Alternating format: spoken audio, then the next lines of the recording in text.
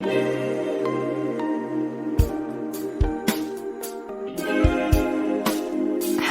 and welcome to the second episode of the Lone Wolves Club podcast.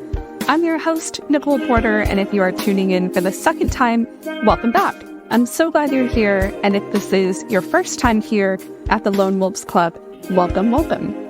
In my first episode, I brought up mental health and how I wish the church would talk about it more. If you haven't gone back and listened to that episode, I highly recommend it because it is an important conversation that I wish more people would talk about, and so I would hate for you to miss out on that.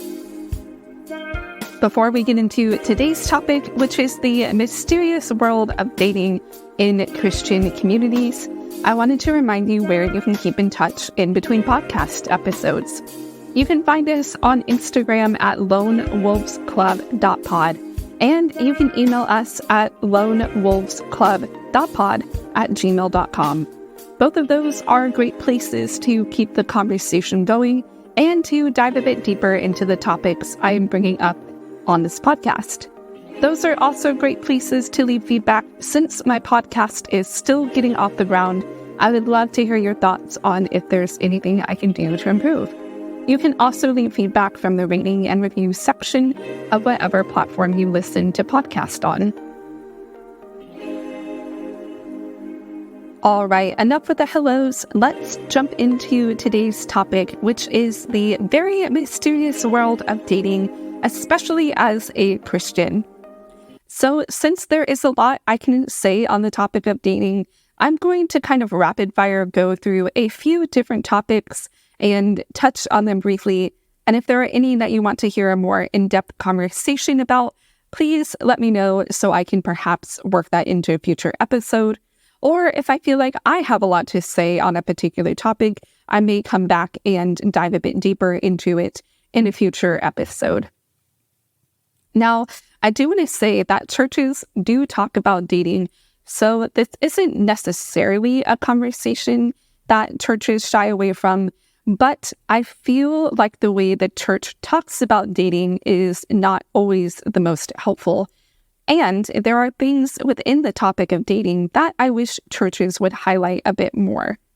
I feel like while the church does talk about dating, it's the usual encouragements about how if you're looking to date someone, don't be unequally yoked, which is the Christian phrase. That means don't marry a non-believer, basically. And I think churches don't really bring up a lot of the heavy topics within dating, such as how to better encourage people who have been single and waiting to find someone, settle down with someone for a long time. I feel like the dating and marriage age is trending a bit older. Statistically, there are many articles that talk about how people are dating and marrying later in life. And so since a lot of single people are getting older and still single, I feel like the church could better speak to that population. And I feel like it would be beneficial for that population to hear encouragements about being single later in life from people who are also single and later in life. You know what I mean? I feel like when I have heard encouragements about being single, it usually comes from people who, met their spouse and got married when they were 19 or 25. They married their high school sweetheart or their college sweetheart while they were still young. And while that's all good and fine, encouragement is encouragement at the end of the day. I do feel like it would mean a bit more, however, coming from someone who was living in that reality of being single and approaching 30 or 40 or even 50, rather than hearing from someone who had been happily married for years and years, got married young, and therefore didn't really have to wait that long to find someone. And the reason why this topic in particular matters so much to me is because I didn't meet my husband until I was just about 30. We met 2 weeks before my 30th birthday. And, living in the South and being in a predominantly Christian environment, I feel like most people around me had already settle down. Like I said, most people around me married their high school sweetheart or their college sweetheart. They got married young, had been married for quite a few years at, the ripe old age of 29. And here I was at the ripe old age of 29 and still single.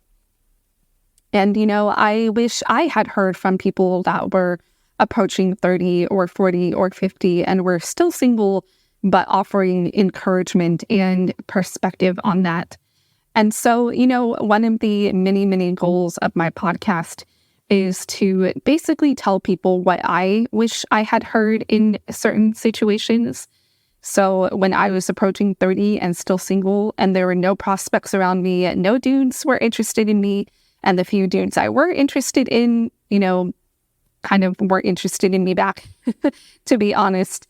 In the midst of all of that, I wish I had heard that it's okay, just simply that it's okay to find that person later in life, that there's no pressure to marry young, that you're not behind or life isn't passing you by, that everyone's life progresses at a different speed, at a different pace, and you can't measure the pace of your life against someone else's because each person's story and life is unique. And I know we all know that, right? Like we know that we can't compare ourselves to others or compare our lives to other people's lives, but I feel like we do it anyway. And I sure did it a lot. And I would constantly feel like I was behind. And it would just make me really sad about being single. The second topic I want to dive into is that I wish churches would talk more about the woman's role in dating. Because I feel like most churches, when they talk about dating, they place it into these very confined gender norms where the woman is just supposed to wait for a man to pursue her.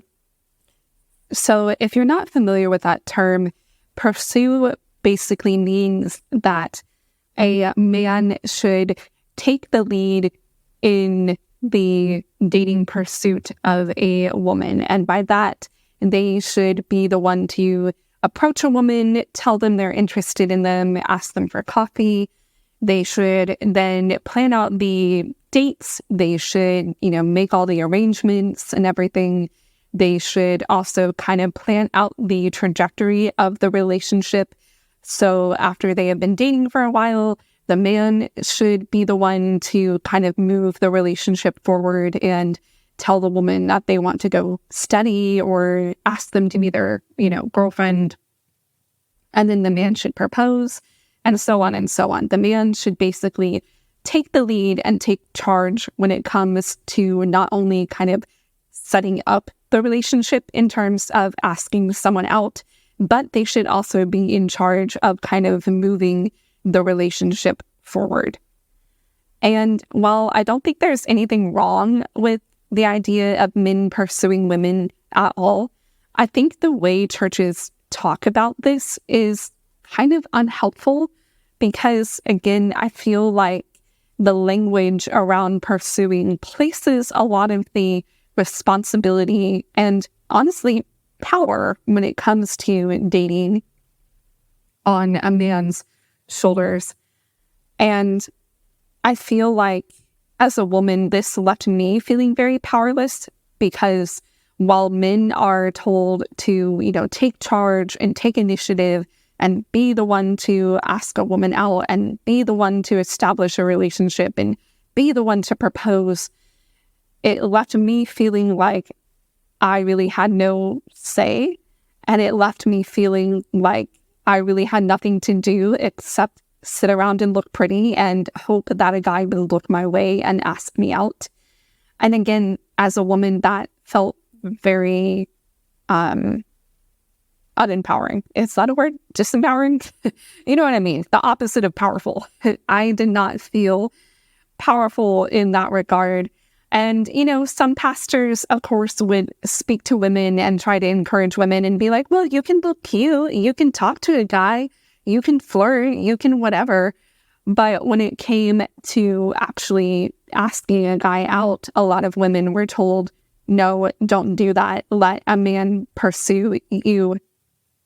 In fact, a common Bible verse, it's somewhere in Proverbs, that would be spoken to women to encourage them to wait on a man to pursue them would be Proverbs, whatever. I'll maybe look it up later and link it if you're really that curious. But somewhere in Proverbs, it talks about how happy is a man who finds a wife.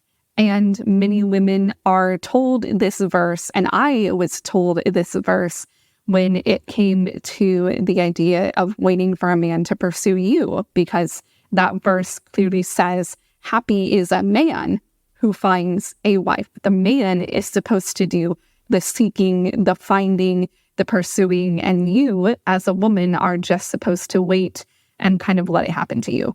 I mean, that's not to say, of course, you can turn down a guy if you're not interested in them. I'm kind of being a bit sarcastic, but you know what I mean. And also the encouragement that women would get, if you can call it that, when it comes to letting a man pursue them is that if you were to reverse the roles, and if you as a woman were to pursue or ask out a guy that you were into, that would basically doom you into a marriage with a passive man, because the man should be the leader, the man should take charge, the man should step up, and basically if you do a man's job for him by asking a man out, then you are dooming yourself to essentially take on the man's role in your relationship, and you will be married to a passive person that won't plan, won't contribute, etc. Now, I have heard firsthand love stories where the woman has been the one to ask the man out, and they have led to happy, successful marriages. In fact, when I lived in Holland, a good friend of mine was interested in one of our coworkers, and after a while of getting to know him, doing the good Christian girl thing of flirting with him, taking an interest in the things he was interested in, making herself available to always, chat with him and stuff like that, she just decided to go for it and tell him that she was into him. And our coworker, being the careful, pragmatic guy that he is, told her that he wanted to take a week to pray on all of that, and then he would get back to her about where to go from there. So a week went by, our coworker came back to my friend and basically said that he knew from the moment that she expressed her interest that he was interested in her too. But again, being the pragmatic, thoughtful guy that he is, he still just wanted to take a week to kind of pray on that and sort out his feelings. And, the rest is history. They are happily married, and I don't believe she feels like she's married to a passive man just because she kind of took more of the leadership role in establishing the relationship. And I can think of many, many other examples where the woman has been the one to express her interest in a man, and that led to a happy marriage. But for the sake of time, I'll just share that one story. So all of that to say, I wish churches would talk about dating later in life and remind people that it is okay and normal to find someone later in life. And again, I wish churches would invite more single people who are, older to speak on the subject of singleness and give hope and encouragement for single people who feel like life is just passing them by and that they are going to die alone. And I also wish that churches would talk more about the courtship aspect of dating, where it's more balanced. And by that, I mean they can still encourage men to, step up and be good men who speak their intentions clearly, who let it be known if they are interested in a woman without playing games or anything like that. But I wish there would be some encouragement for single ladies that if you do have your eye on a cute guy, it's not the end of the world if you go up and ask them out for a cup of coffee, or it's not the end of the world if you tell them how you feel. Or you can also upload a profile on a dating app. I have heard some pastors likening using a dating app as a woman to, quote, pursuing a man, but I think that's taking it a step too far. And again, I think that's a bit of a harmful narrative that I wish we would kind of stop talking about.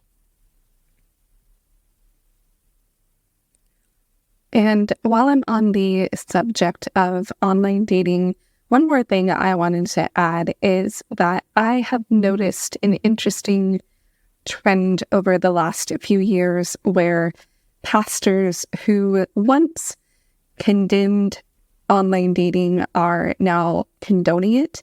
And by that, I mean a few years ago when online dating was becoming a thing, I feel like pastors would admonish their congregation for using dating apps, specifically women, because, like I pointed out earlier, pastors would compare using a dating app as a woman to going ahead and asking a guy out or pursuing a guy. And remember, women aren't supposed to do that. So that was kind of the conversation at the time. But now the conversation has shifted to where pastors are now encouraging the use of dating apps and even recommending it as tools for people in their congregation to broaden their social circle. And I just find that flip-flop really interesting. I mean, thankfully, the church is being more progressive and getting with the times a bit more, but it's just interesting to see how dating apps were once written off as a way of not trusting God's timing or not allowing God to work things out in His will or getting ahead of God. But now they are a tool and a guide and a helpful thing that you can implement if you need to widen your net, so to speak. And, that is something that my husband and I talk about all the time, is how without a dating app, we wouldn't have met. We didn't go to the same college. We didn't work together. We were both introverts, so we didn't really go out on the town a lot. So there was no chance of running into each other at a coffee shop or in the supermarket or anything like that.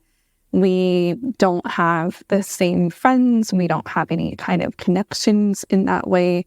And we didn't go to the same church. In fact, we lived in different parts of the city. And so if we hadn't both joined a dating app, we would have never met. And so I think it is kind of a disservice to tell your congregation or to advise people in one-on-one counseling. I've, heard it done both ways with pastors where they will either, from the pulpit on a Sunday morning or in private one-on-one counseling sessions, they will tell people to stay away from dating apps. And I think that's a great disservice because dating apps are such a great tool for opening up your network and being introduced to people that you wouldn't have met otherwise. And what I also liked about dating apps is that when you're on it, you know that everyone on that app wants to find someone.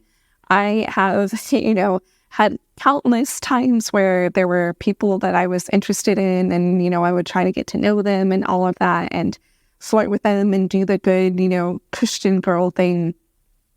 And in the process of getting to know them or trying to flirt with them, I would find out that they were taken and I would be like, dang it.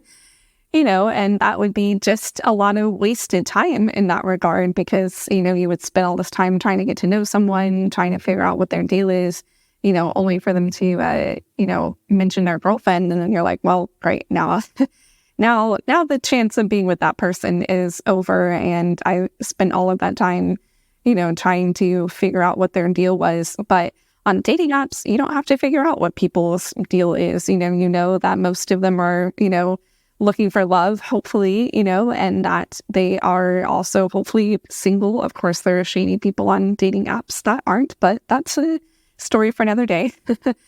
But, for the most part, people on dating apps want to find love. They're in the right place to find love.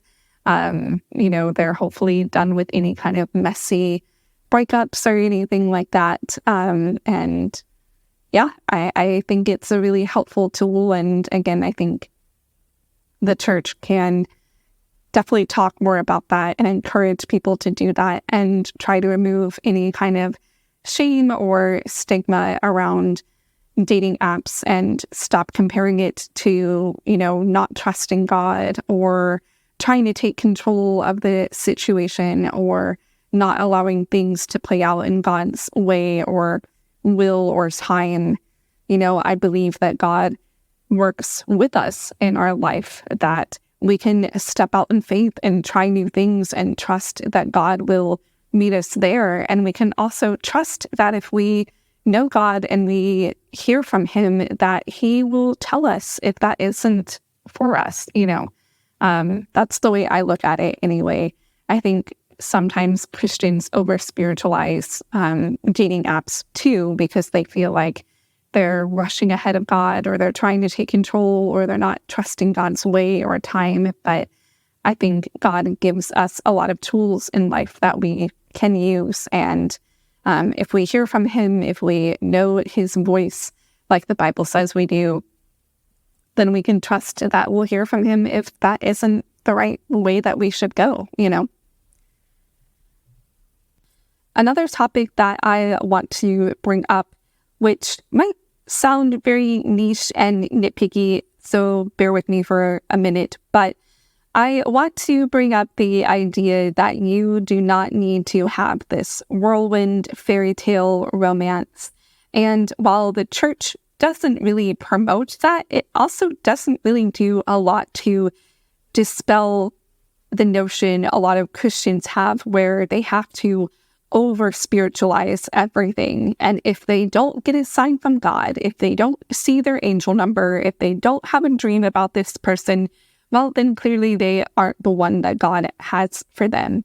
I think a lot of single Christian women, and I used to be this way, so I am lumping myself into this group, but I think a lot of single Christian women have this notion that they need to have an over-the-top, God-ordained, divinely inspired romance story. Otherwise, their spouse isn't the one for them. And I think that's just simply not true. I mean, I met my husband online, and that isn't the most whirlwind, romantic, epic love story of all time, but it's my love story and I love it. But before, I really changed my attitude towards dating, and that's a longer story for another day, maybe a future podcast episode. Before I changed my attitude towards dating, I definitely was one of those Christian women that would hear these romantic, over-the-top courtship stories, and I would dream of having a similar one and hold out hope that I will have that kind of Notebook-esque love story.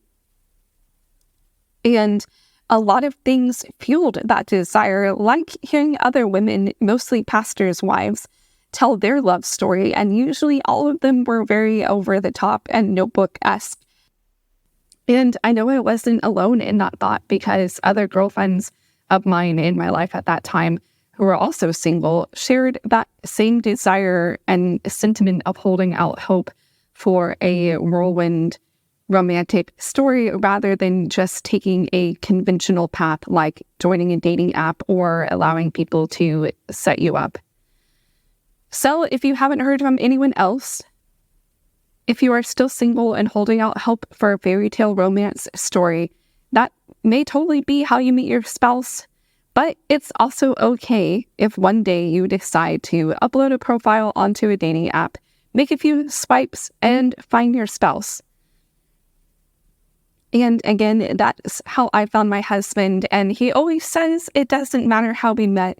What matters is what we do after, because your love story is ongoing. It's not just something that is over once you get that person. Your love story is an ongoing thing that you have to craft and work at every day. But that is a deeper conversation for another day. And one more thing I want to add is that often the people who have the whirlwind romance love stories still have their fair share of struggles. I know plenty of couples who have that whirlwind fairy tale romance. But guess what? They still fight with their spouse all the time, or they seem like they can't even stand their spouse. Or maybe they feel unheard in their marriage, or they feel lonely being a stay-at-home mom. So you may have a whirlwind romance love story. That's great. But again, it's more about what you do after that counts, because that is ongoing. Your love story and how you met is just a moment in time, but your marriage is a lifelong story that is unfolding in front of you day by day. Hi guys, it's Editing Nicole here. So when I was editing this episode, I realized that I had been recording for over an hour, and I really didn't want to release an hour-long episode as my second episode. I think that would have been a bit too much too soon. I still want to keep my episodes around 30 minutes while I'm getting this podcast off the ground. So I cut this episode in half, and that is why it ends a little bit abruptly. I wanted to just give you a heads up about that. But part 2 is already uploaded, so you can go ahead and dive into it.